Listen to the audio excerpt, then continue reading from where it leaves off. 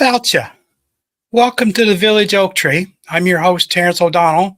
Thank you for joining me again this week. To start, I want to try and address an elephant in the room. It's so hard to talk about anything positive in these troubled days we find ourselves in without sounding like a podcast about kittens and puppies. Although some people would like that as a way to forget all the doom and gloom around us everywhere. I'm not a bubbly writer. I don't do hearts and flowers or self-help shows. Sorry. What I do talk about are all the things that I worry about as a normal, everyday American citizen. Things that I see and hear are the same things you see and hear. I'm just saying them out loud for all to hear. Right now, we're all worried about whether our grocery bills and the already high cost of living is going to get higher this year with everything Trump's doing. I don't have any good answers either. What I do know is that letting the oligarchs keep us divided when we need more than ever to work together, no matter our cultural differences or political beliefs, is a path to nowhere.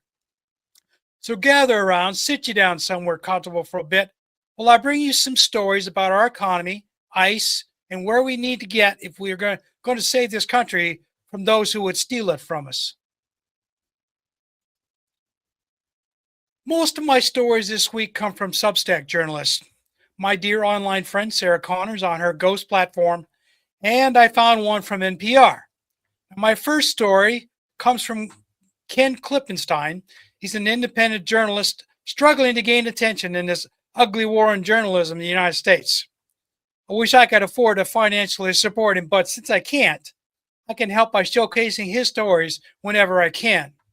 So in his article, which I'll bring up here, is entitled, "Let Them Drive Less," he reports that with the price of petrol and diesel going through the roof and fossil fuel industry profits rising from the prices at the pumps, the executives are augmenting their personal security details. They're worried about another incident like the late Brian Thompson happening to them. He's that late CEO that was shot and killed a while ago by a disgruntled health insurance customer. Ken writes that the personal security business has become quite lucrative lately, along with the billion-dollar bunker building business. I guess if you're former elite military and looking for work, there's plenty to be had these days in the private sector. The personal security business is worth billions and maybe billions to the oligarchs running these security firms. He tells us that with the oil executives telling everyone to drive less, this let them eat cake attitude, and I put that in quotes, has become somewhat unpopular in the consumer base that they depend on for their profits. Yeah, imagine that. This just goes to show us all what the rich suits really think of us. Maybe we ought to do something about that. Did anyone study violent revolutions in high school world history? Just saying. If you know your world history, you know how they turned out. I don't want that here. We can find a less bloody way to fix this. Now let me take this down.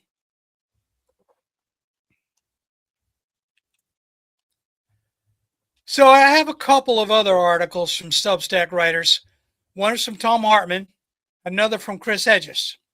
On Monday, Thom Hartmann wrote about the expansion of white supremacy across the country, courtesy of Donald Trump, and Chris Hedges wrote an article about the siege taking place by the protesters against the inhumane treatment of the detainees at Delaney Hall in Newark, New Jersey.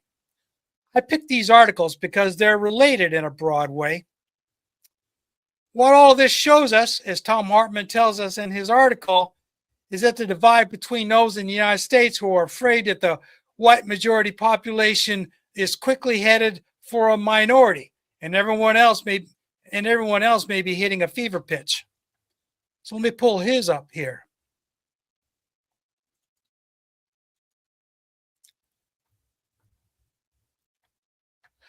I know that people will say ICE is not a wholly white department. There are plenty of minority ICE agents doing bad things to people all over the country. But take a closer look. Follow the money. So I outlined last week, ICE will hire anyone they think will do the job for them with the right loyalty to the people paying the salaries, not the Constitution or the rule of law. Wearing masks is another part of that posture. There are a lot of men and women who will do most anything for the kind of salaries and bonuses ICE is paying out. No questions asked. Their only morality is to the money. If an ICE agent talks like an American and they're yelling at you in a threatening manner, are you going to care if they're Hispanic, Black, or Asian? Probably not. Most people are going to keep their heads down to avoid trouble, unless you're a protester. All that leads back around to the white supremacy angle Tom Harmon talks about. I don't blame the ICE agents all that much. They're loyal to the brand for a good paycheck. Most of us have been there at one time or another. It's their bosses that we need to pay attention to, all the way to the top of the chain of command. I told everyone about Stephen Miller last week, so I'll give him a break this week. DHS is now being led by a former Oklahoma senator, U.S. representative, plumbing business owner, MMA fighter, cattle rancher, and wrestler. Plus, he has enough Cherokee blood in his family tree to allow him to be a tribe member, apparently. There's nothing in his resume that says former law enforcement or military service. Maybe his cattle ranching experience is his qualification. Maybe he had to fight off some cattle rustlers or deal with aggressive plumbing customers before he got into politics. I ran into my fair share of angry customers when I owned and operated a small repair business, so I get it. But I never tried to parlay that into politics.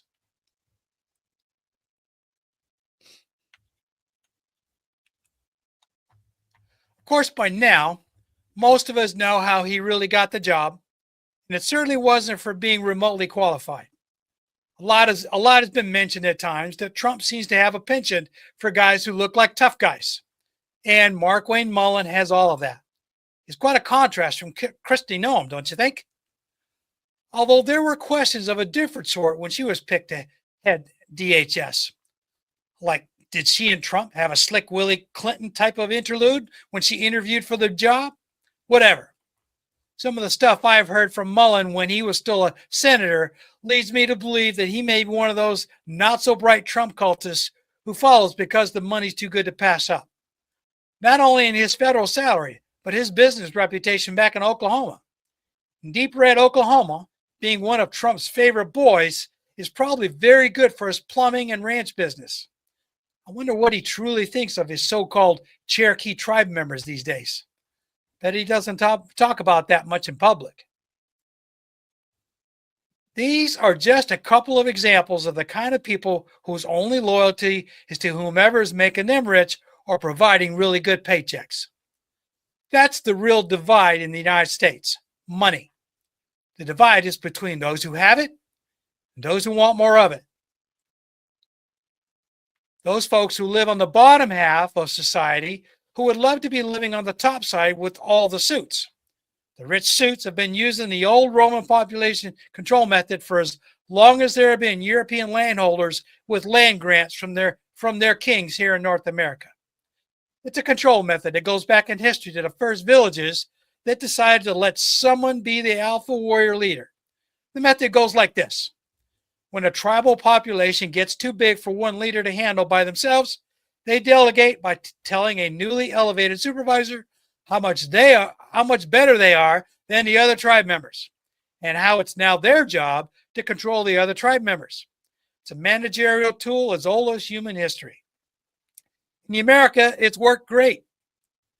With the wealthy landholders used this trick to turn poor white men, and sometimes women, into monsters capable of any inhumane cruelty you could imagine for a decent salary. Free women to mate with free women to mate with, and all the food and drink they could handle.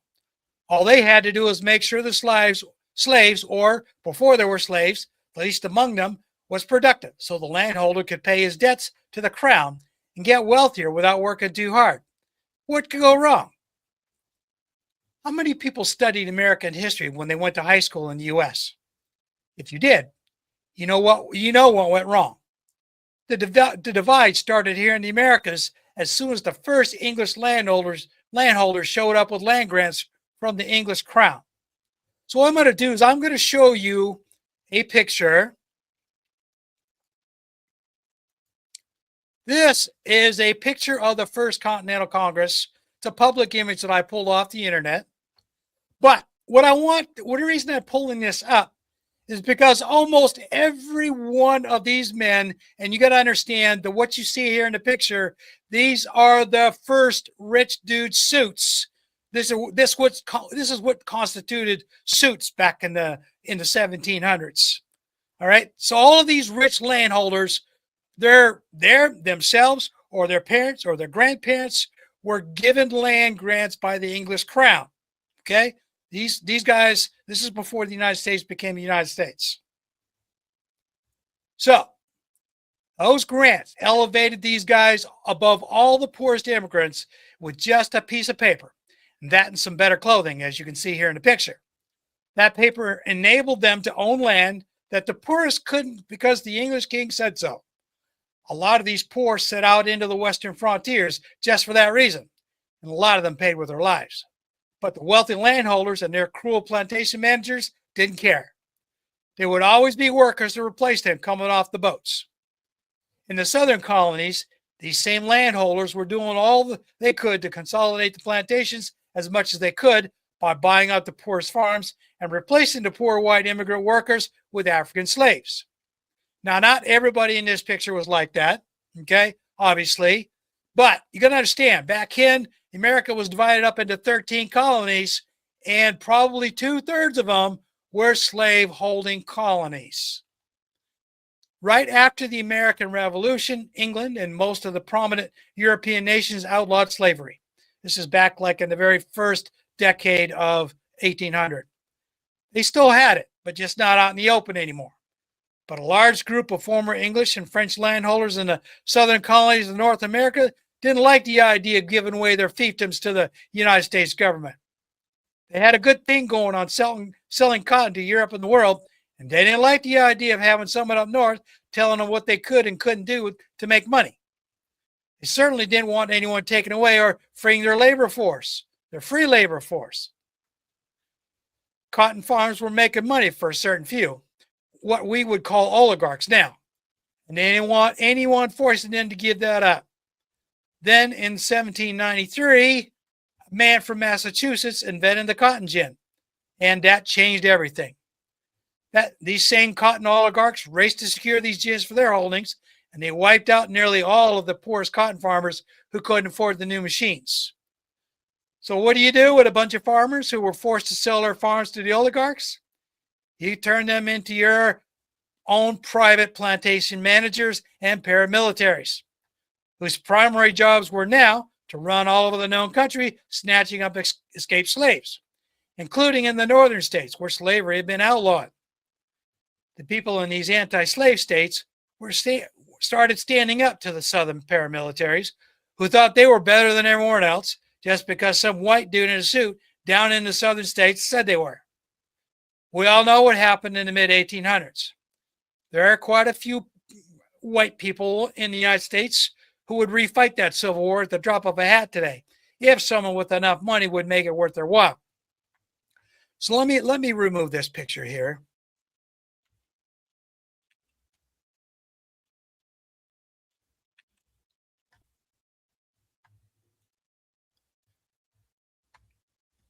Now, these are the same people who still believe that because their daddies and grandpappies and so on, back to the mid-19th century, 1860s, 1850s, believed what they were told by the men in the suits with all the money, that they were better than anyone with darker skin than themselves and didn't speak English like they did. All those rich and not so rich descendants of the original English landholders knew how to use that old trick of patting some poor bugger on the back, telling him that for a little more coin that he had in his pockets, he could be the boss of all the darker skinned people that couldn't speak the king's English like he could. When the poor white settlers got pushed off their lands in the east and went west into places where there were lots of Spanish and Native Americans, they took that same attitude with them. A lot of them got killed by those they thought they could just roll into force to do what they were told. It worked for the African slaves, so why wouldn't it work on the different Native Americans and Latinos they encountered out west? At the time, the only advantage the poor white people had over all the others they encountered was the sheer numbers of them. It worked.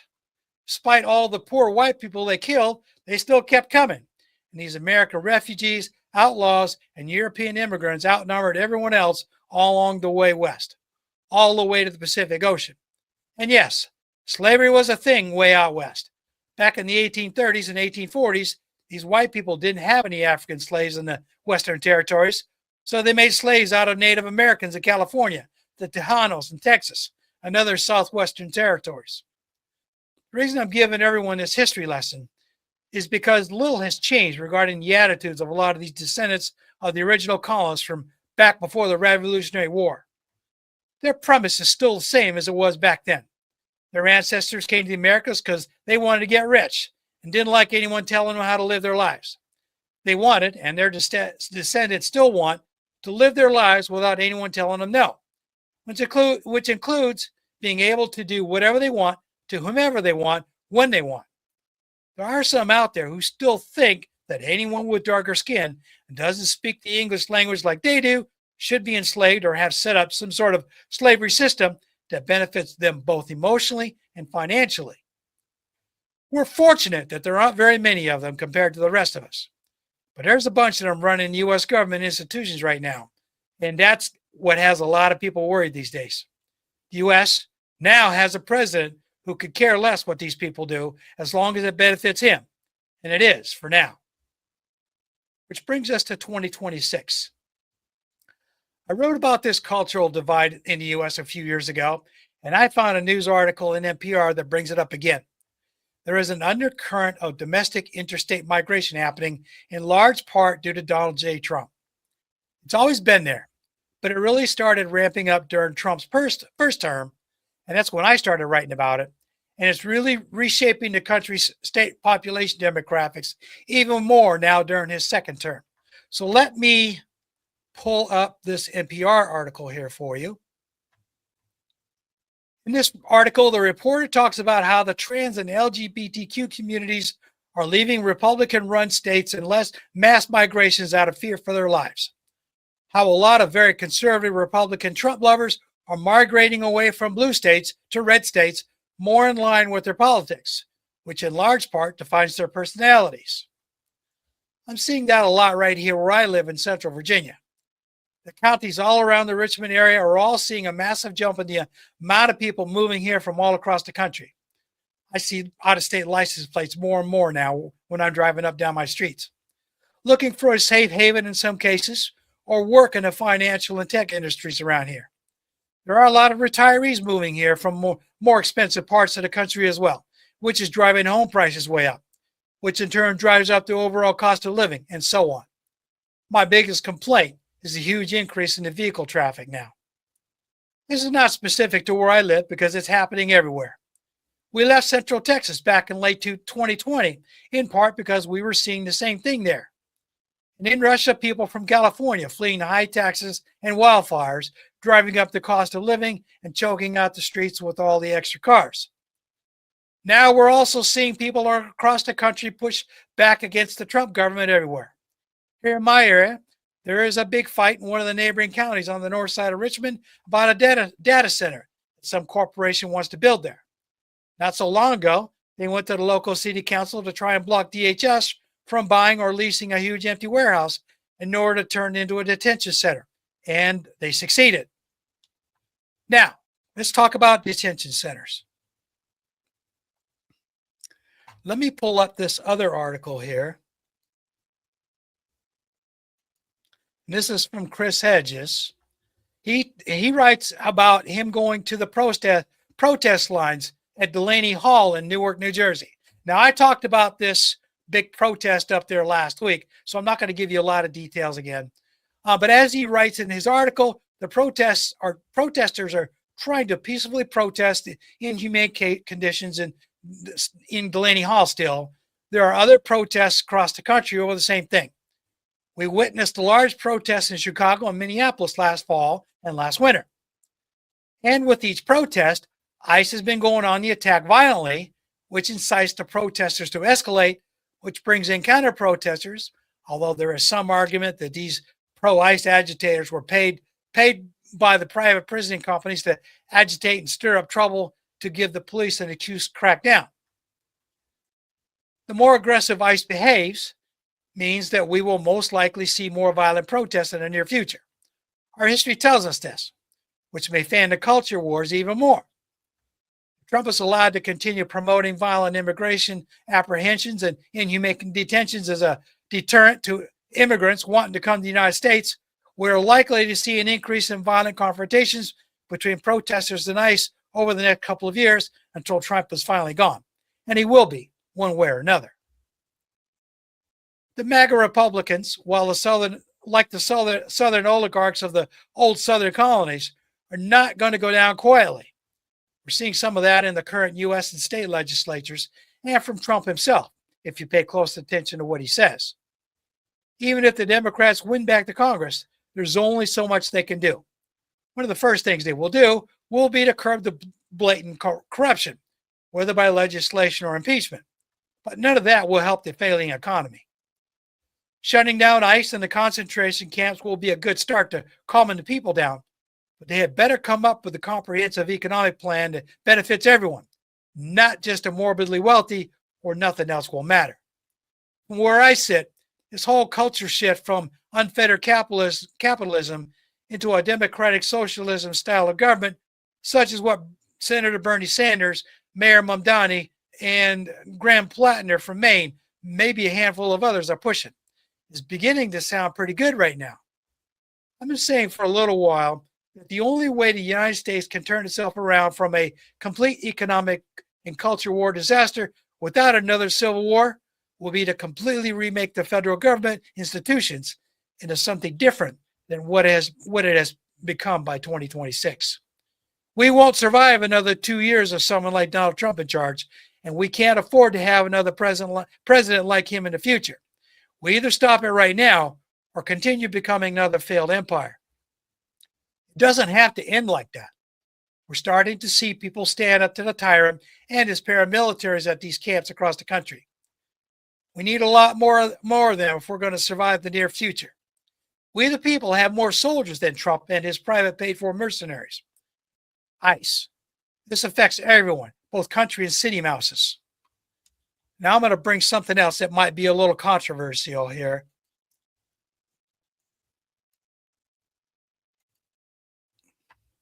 You can raise all the Confederate stars and bars flags you want all over the country, but how does that put food on your table? Will a feeling of empowerment over those folks with darker skin feed you or keep a roof over your head? If we as a country don't figure out how to put our cultural differences aside and figure out how to work together so we can all have food and shelter that we can afford, these wealthy oligarchs will do what the old Southern plantation owners did back in the 18th and 19th centuries. They'll put the poor, dark-skinned people they don't deport into economic or physical chains and turn the rest of us into their plantation workers living on the scraps they decide to give us from their tables. So I've got my last article here. And this is from Sarah Connor on her Ghost platform.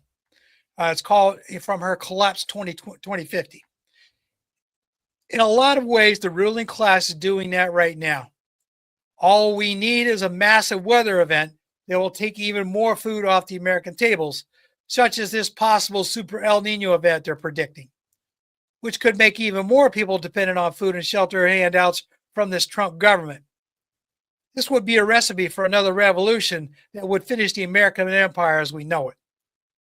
Think about that the next time you look out your window or stand in your yard, mad at either the liberals or the conservatives, depending on your viewpoints. Instead of getting mad at the dark-skinned new neighbors because someone told you that they were going to take away your job, instead, think about how they can help you keep your job from disappearing because your company had to close up due to a lack of skilled workers or customers. Don't get mad because their family customers don't match with yours. If we're going to save this country from being destroyed by the greedy oligarchs, we need to start remembering where we all came from. The only people who can claim inheritance of the land in the Americas are the Native Americans who were here thousands of years before the first Europeans arrived. Most of the rest of us are all descended from immigrants who left their homelands for a better life because the oligarchs pushed them out of their homes in Europe and other parts of the world. We would do well to remember that the next time we get mad at the darker skinned citizens, new immigrants, or migrant farm workers we see in our towns and cities. I've traveled to some of these very poor countries around the world, and the majority of the people all want the same things as the average American. They want a chance at a decent life, close to their families and friends. When that's taken away from them for whatever reason, then they want a chance to start over in a place that's better than where they came from. Right now, Trump is doing his best to stop that because he can make some money off the fear he stokes up. Remember what I said in the beginning, follow the money.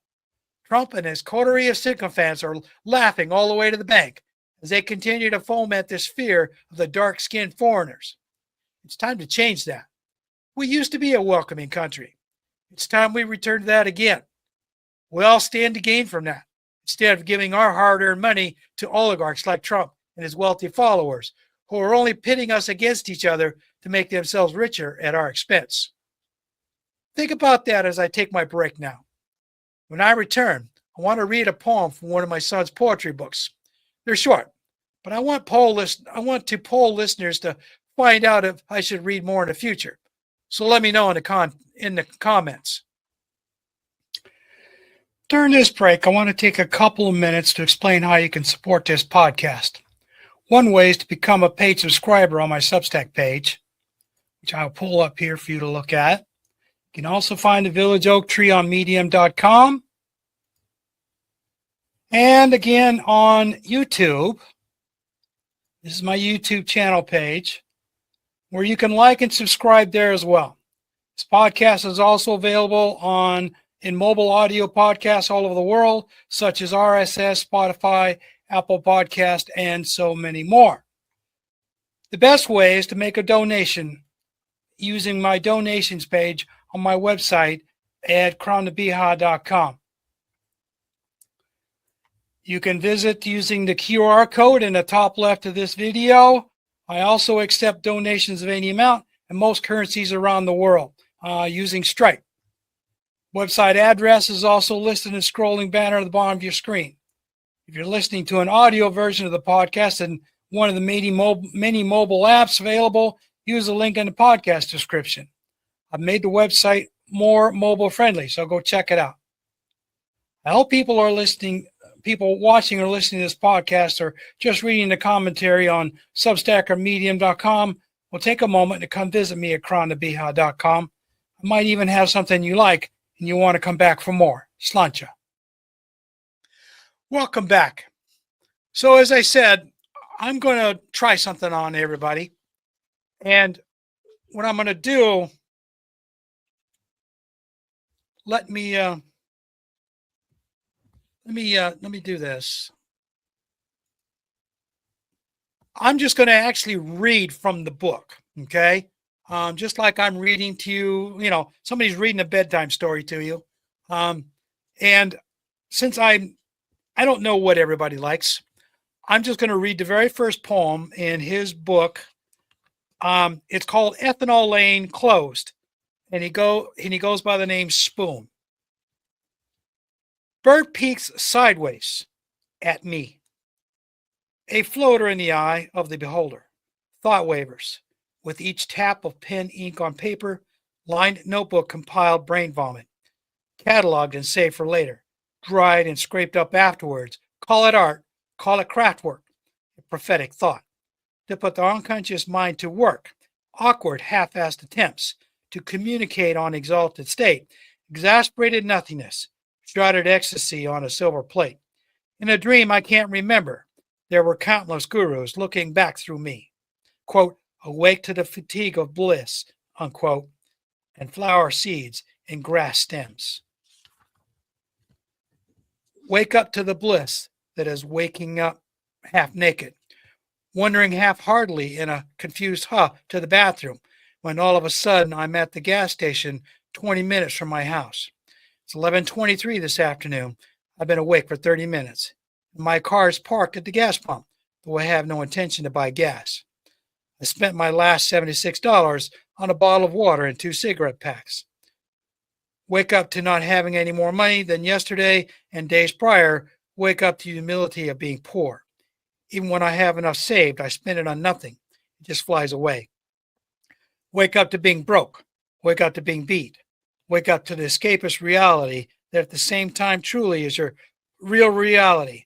And the contrast just depends on the mood one may find themselves in at the time.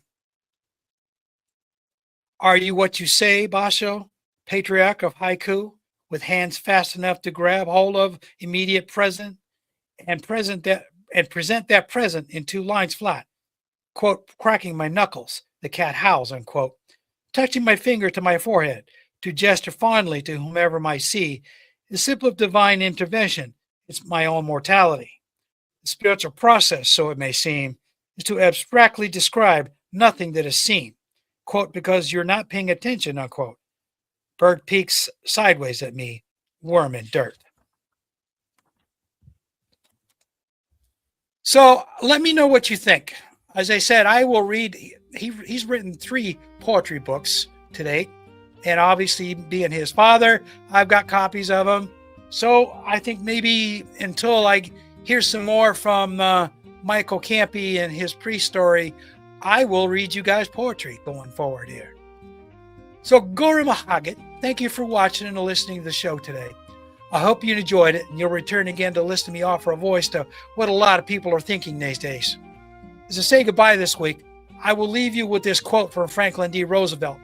Remember always that all of us, and you and I especially, are descended from immigrants and revolutionists. Slango Foyle.